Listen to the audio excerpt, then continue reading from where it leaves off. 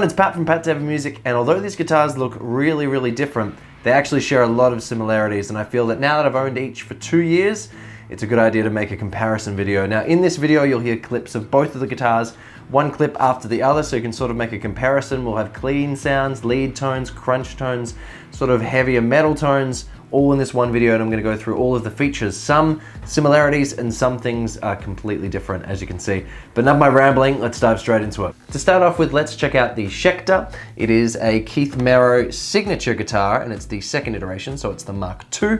Now, as you would have guessed, it was designed in conjunction with Schecter and with Keith Merrow, the world touring artist. He's got heaps of different albums that he's done. He's worked with heaps of companies like Seymour Duncan to design these pickups. He's worked with other sort of high-end custom guitar shop builders, and he's taken all these features that he's learned to love from different guitars, but really custom shop instruments, and sort of brought them down into a much more affordable import guitar. Now the Mark III series, which is out now or very, very soon, you can get some American made, and I think you can also still get some import Korean made, like this instrument, guitars as well. But yep, they definitely succeeded in bringing those custom shop features down into a import guitar.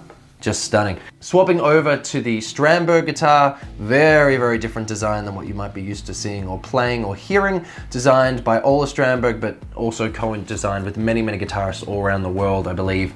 Maybe even sending out foam cutouts, but in the overall design and a lot of science behind why the guitar is the way it is, how it works, how it sounds, and how it feels. So still, they look very, very different, but a lot of time and effort went into planning, designing, and building each of these guitars. Now, this is where it gets a little bit interesting. You would look at them and you would think, oh yeah, same woods, right? They look really, really similar. And I particularly just love the sort of natural color, but no. So the Strandberg features a flamed maple cap, whereas the Keith is just a veneer. It's like a paper thin, just veneer. Whether it's printed, I'm not sure exactly how they do it, but it's not quite actual real maple. So this real maple is going to add, a bit of high end, add a bit more maybe sort of clarity to the Swamp Ash, whereas this veneer is just for show, like it's just pretty. It's not an actual proper sort of piece of maple on the top. But it's up to you. Maybe that matters to you, maybe it doesn't, but it's certainly a difference in both of the guitar designs. The Strandberg itself is chambered sort of throughout this section. You can sort of hear it when you tap, just to make it overall lighter.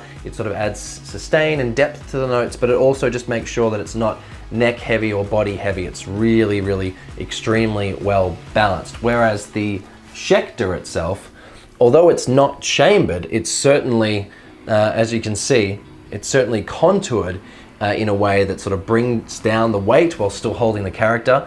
And it is something that the Strandberg isn't. The Strandberg is bolt on.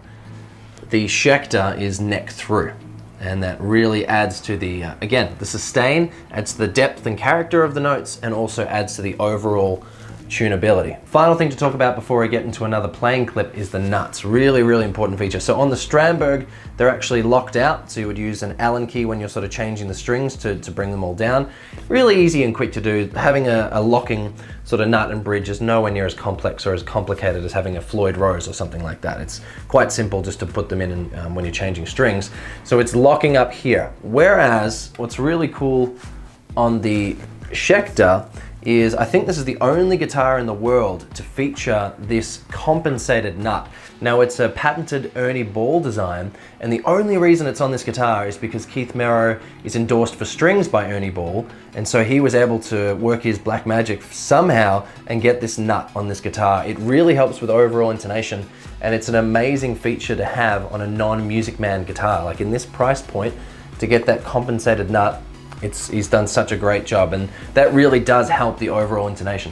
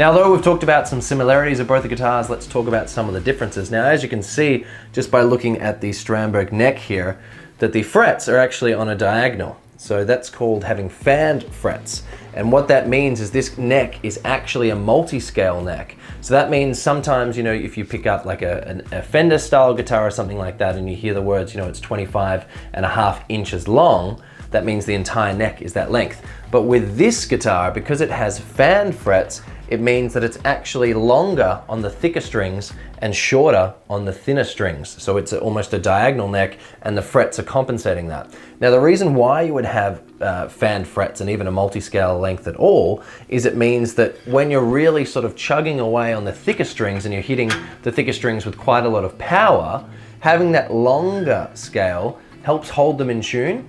Whereas while having a shorter scale for the thinner strings means that bends and things like that and sort of lead work is easier because the scale length is shorter. So it kind of feels like somewhere in between a Fender and somewhere in between a Les Paul. Obviously not like as radical as you go, it's sort of effortless. You don't feel like it's changing as you go, but certainly it's an overall sort of feel change and it just helps keep the guitar in tune better for the thicker strings and again, easier to bend on the thinner strings up at the high end. Checking out the necks, the Strandberg, as you can see, has a bird's eye maple neck, but you can get it in ebony. The Schecter has a ebony board. Now the Schecter alone features a bound board, which is just something that adds, you know, just makes it a little bit prettier. Both guitars feature stainless steel frets, and both guitars feature glow-in-the-dark side dots. It's a bit hard to film, but hopefully I can catch that. The Strandberg, however, is the only guitar to feature glow-in-the-dark inlays that are on the neck as well as the side, so that's kind of cool. Turning it over, both guitars feature maple necks, but there's Wenge sort of stripes for stability on the Keith, and there's, I think, just a rosewood stripe on the back of the Strandberg. Now let's talk about sort of overall shape of the necks, because this is, even just from here, you should be able to see there's a massive difference. Let's talk about both neck profiles for a second. So the Schecter, as you can see, is quite a thin profile. It's certainly not the thinnest that I've ever felt. Some Wizard necks are way thinner. Just more of a modern profile, I'd say, sort of wide and flat. Certainly very, very fast and doesn't feel like, you know, it's your hands cramping up or anything like that. It's not ultra thin, but it's certainly maybe a little bit more modern than some of the Fender style guitars if you've played those. But feels really great. Neck access is amazing on the Schecter. It's really well designed to get in all the way. It's almost kind of feels like that Washburn sort of Nuno sort of profile there, the double cutaway. Feels great, really, really good. On the Strandberg. Now this is one of the biggest points that people love the Strandbergs or hate the Strandbergs. My advice to anyone that's interested in a Strandberg is to just see if you can play one, or I think they even have a pretty amazing return policy, because the neck, that's going to be something that's, again, you're either going to love or you're going to hate. As you can see, because the frets go diagonal, the neck actually goes diagonal as well. So rather than having a spine directly in the middle of the guitar, like every other guitar neck you've ever seen, the spine actually goes diagonal like that. So what's really cool is as you're sort of playing guitar and as your sort of thumb travels down the guitar and sort of ends up, you know, maybe a little bit lower on the neck as you start playing the high strings, right? The spine is diagonal, so to follow your thumb in that direction. So it's really, really well thought out. And it's more of even like a trapezium sort of a shape rather than a rounded sort of spine. Again, that's one of the biggest things about Strandberg. You'll either love it or you'll hate it. It made, you know, it only took me a couple of hours to get used to it, and then it just felt really comfortable. And we'll get, you know, we'll go into length about playability very soon. But that's one of the biggest differences between these two guitars. It's a very, very unique and different neck shape, and this is more of a sort of modern take on a traditional neck shape.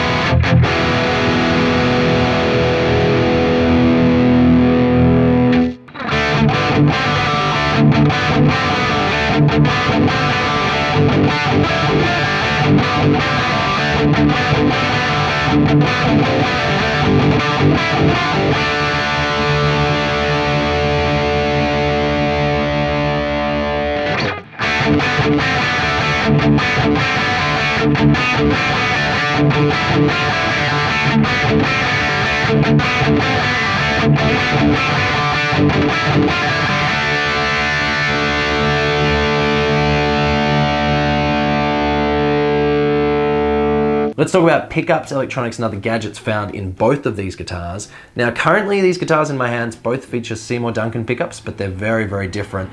But if you were to buy either of these models brand new, Keith has actually moved on and he's now with Fishman instead of Seymour Duncan. So he has his own signature set with Fishman. So you can buy his signature guitars with his signature Fishman set. Or Strandberg have actually moved in the way of Fishman as well. And you would, if you were buying a new Strandberg, you would get it with Fishman Moderns, or I think maybe there's an option for Sir pickups as well. But both companies have moved away from Seymour Duncan and they've moved into the way of Fishman. Now let's talk about both of the pickups. Let's start off with the Strandberg. So the Strandberg features in the neck. This is a classic sort of duo. You've got a Seymour Duncan Jazz in the neck and a JB in the bridge. Now, I was really sort of unsure about this set to begin with because it's such a modern instrument. I would have thought it would have really modern sounding pickups, or at least something that hasn't been around forever.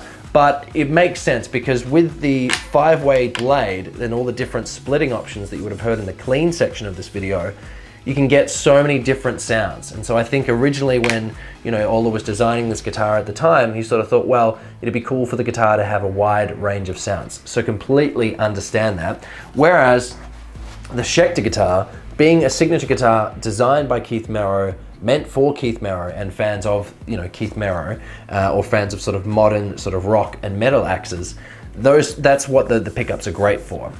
To me, they sound they're really high output, they really punch through the mix. The neck is quite clean, but sort of lacks a little bit of clarity and depth compared to the Strandberg. But that's just my opinion. That's comparing the two different Seymour Duncan pickups.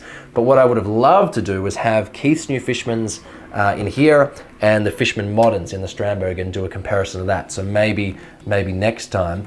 But either way, both pickups sound great. It just depends what sort of style you're after. If you're after more of a rock and modern style, then these Seymour Duncans would be great. If you're after a little bit more sort of versatility, these Seymour Duncans Jazz and JB would be great.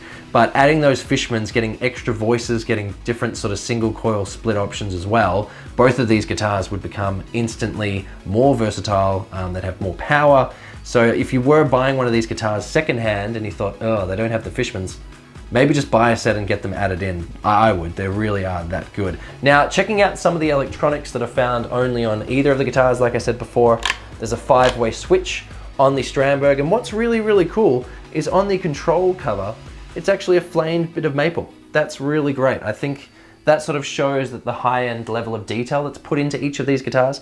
The Schecter just has a sort of faux carbon fiber, sort of a fake carbon fiber plastic, but it's still recessed, still doesn't get in the way. So even that option of having recessed jack is great.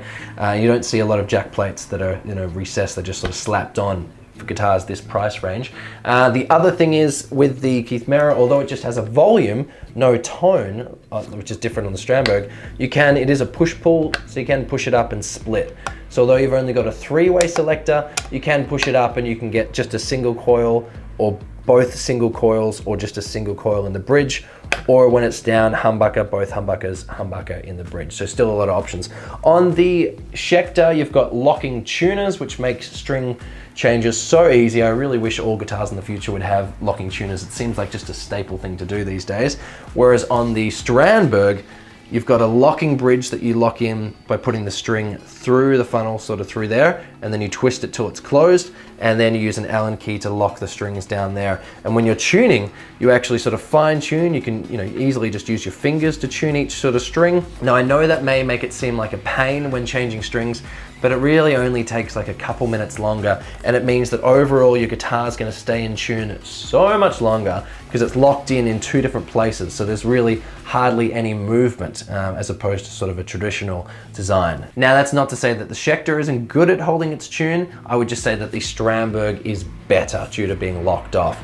The Schecter is great at tuning, considering the compensated nut the neck through design, the overall quality of the parts, and just the overall guitar design. Still, you're not going to have any issues with either guitar in terms of tuning, but I would say the Strandberg is slightly better. Tiny nitpick here, the Schecter doesn't come with a gig bag, and I think if you're spending about $1,000 on any guitar, I feel like it should have a cheap gig bag at least sort of bundled with it. It seems a bit weird to open the box and just have a guitar, nothing to put it in. That's just a small gripe that I have. The Strandberg does have a gig bag, but yes, you're probably shouting, keyboard warriors are typing. The Strandberg's so much more expensive, so it should have a gig bag, blah, blah, blah.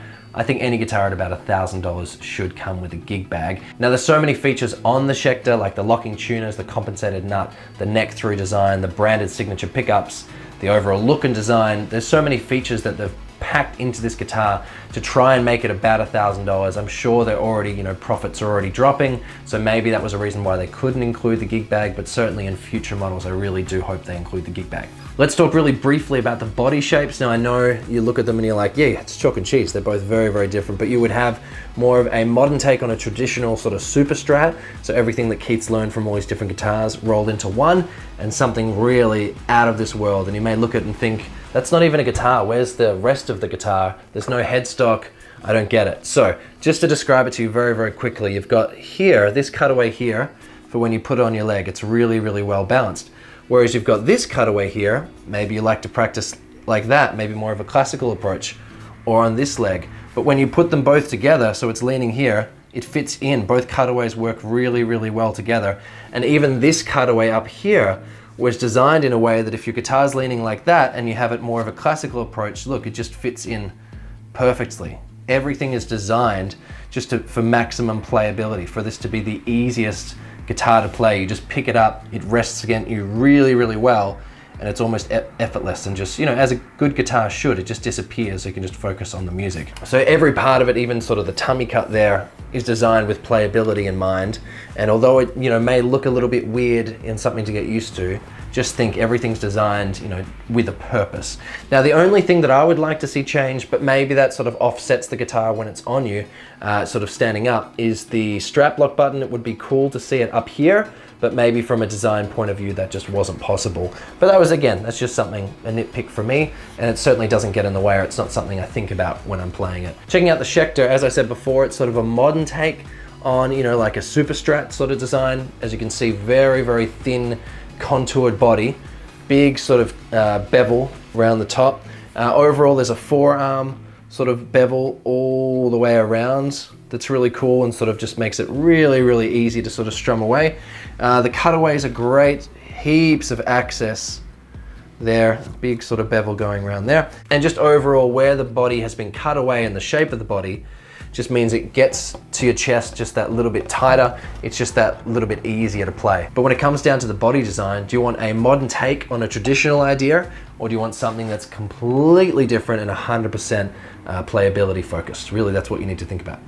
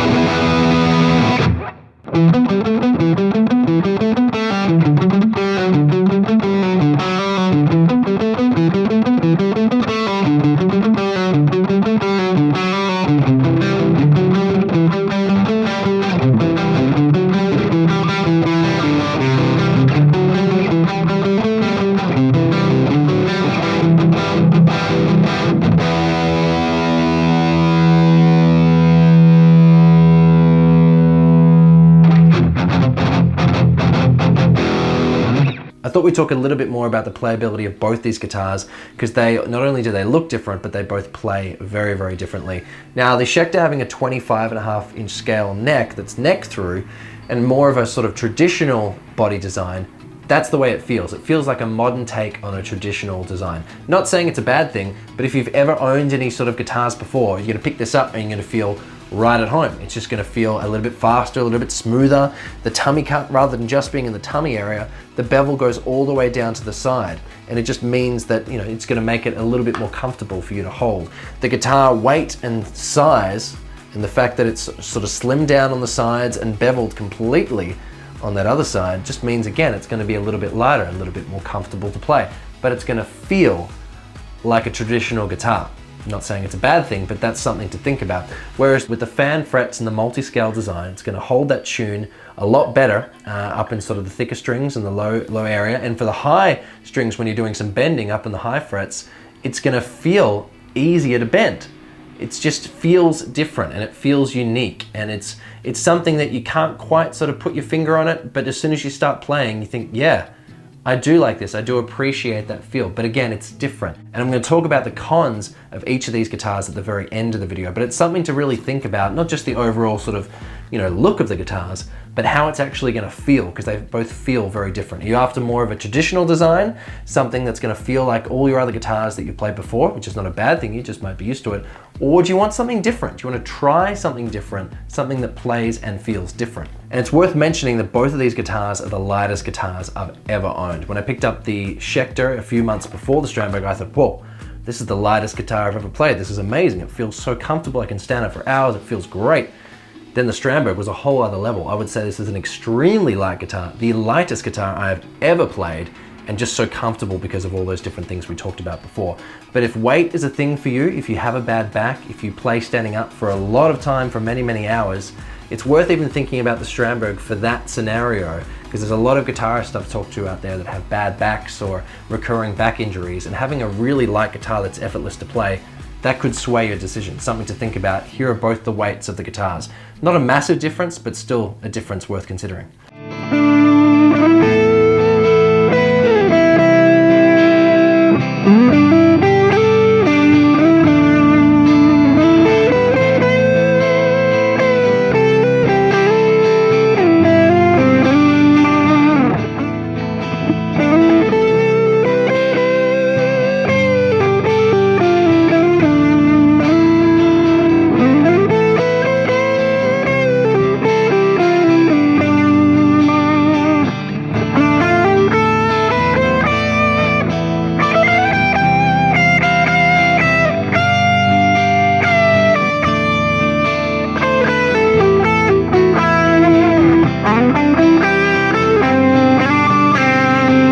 So at the end of the video, we're going to talk very briefly about some of the negative points I have on each guitar, who I think each guitar should be aimed at, and why I bought both of the guitars. Now when it comes to the Strandberg, the ridiculous just weight is so good. The multi-scale neck and fan frets and just shape and design make it hands down easily the easiest guitar I've ever played when it comes to playing leads, different rock rhythms and different sort of blues rhythms as well. But when it comes to sort of different bar chord shapes, I just find that the fan frets, especially when you start getting higher up, they start sort of just curving, and I just can't quite gel with bar chords on this guitar, especially for sort of quick sort of funk rhythms. And that's just me. That could just be me and my sort of preference, but I would use this guitar for everything except sort of quick, complex bar chord shapes or fast sort of funk flourishes. That would be me, and that would be a negative point. There's so many positives, but that's my main negative point with this guitar. Another negative point that can actually be changed is the pickups. I think when the Strandberg first came out, maybe he was thinking about versatility, having a classic sort of JB and jazz Seymour Duncan set. It's been played to death. You know it's going to be versatile and cover a lot of different styles. That's great. However, I just think because it's such a modern guitar, it really, you know, makes sense that they've moved into sort of Fishman pickups. And I'd love to hear this guitar with Fishman pickups. I think it could make a great guitar even better. That would be my main two gripes with this instrument. The pickups, which you could swap if you get a secondhand guitar that has the Seymour Duncan style, and just sort of bar chords and complex shapes. But again, This whole video is my personal thoughts and feelings, so if you can get a chance to play the guitars, certainly do that. When it comes to a few negative points on the Schecter, let's start with a positive though. These pickups are amazing for rock and metal, my personal preference. It makes sense, that's what a lot of sort of Keith plays. But when it comes to sort of clarity, depth, and just overall versatility, I find that they're not as versatile as the set in the Strandberg. But having said that, I feel that the Strandberg doesn't excel in one particular area, it's just super versatile. So if you play a lot of rock and metal, these would be my choice pickups. If you want something more versatile to do a little bit of everything, those would be my choice pickups. I wish I had both guitars with both Fishmans. It'd be so interesting to compare, but alas, we do not. Maybe another time. So the other gripe I would say is it's awesome that you have a push-pull volume pot to get split sounds, but the quality of the pot, the quality of the control, and the quality of the jack, they've all actually failed me. I've had to replace each of those 3 items. Now, that's not to say that's a game changer. It doesn't cost you much money to replace those 3 things, but I think if you're gonna spend $1,000 on a guitar, 1, it should come with a gig bag, and 2, it should come with slightly higher quality parts. But if those are the areas that they had to cut down on because of the neck through design, the quality of the woods, the overall design, the signature pickups, if they had to cut down on not having a gig bag and cheap electronics, that's fine. Both of those things you can easily replace and do yourself. So not really many gripes for this guitar. This is an amazing instrument, really for any price. It does feel like a custom shop instrument. When it comes to the Strandberg, I wish it had more modern pickups in this particular body, but that's something that I can change myself. Certainly the versatility of the 5-way switch, the overall ridiculous weight, and just playability make this an amazing instrument.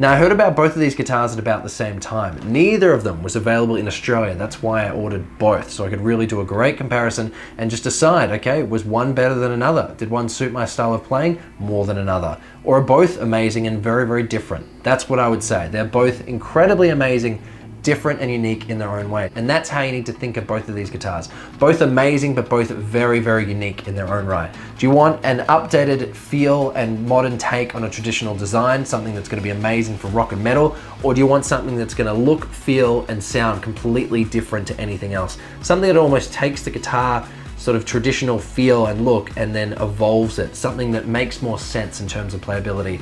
Now, the only issue with the Strandberg, of course, is what we spoke of before, is my issue with bar chords, with the fan frets, but that's just a thing I have on fan frets, and that might be just to me. So if you can get out there and play, or check out both of the guitars, that would be the best. Or even just find out if there's someone in your local town that has the guitars that would be willing to show you, so you can check out the necks. I highly recommend doing so. But really, at the end of the day, we're so lucky to be in this ever-evolving world where guitars just get better and better and the value for money just gets better and better. So if you buy either of these guitars, you're going to walk away with a very, very big smile on your face. You're going to be a very happy man or woman. Thank you so much for making it to the end of this video. I'm so happy and blessed to have both of these guitars. I hope you enjoyed it. Leave it a like. Leave a comment with which one you would prefer or which one you want to check out. Certainly, hopefully I can do a comparison on the same guitars with Fishman pickups at one point. That would be so good. But again, I've been Pat from Pat David Music. Thanks for making it to the end. We'll see you all again very soon. Bye.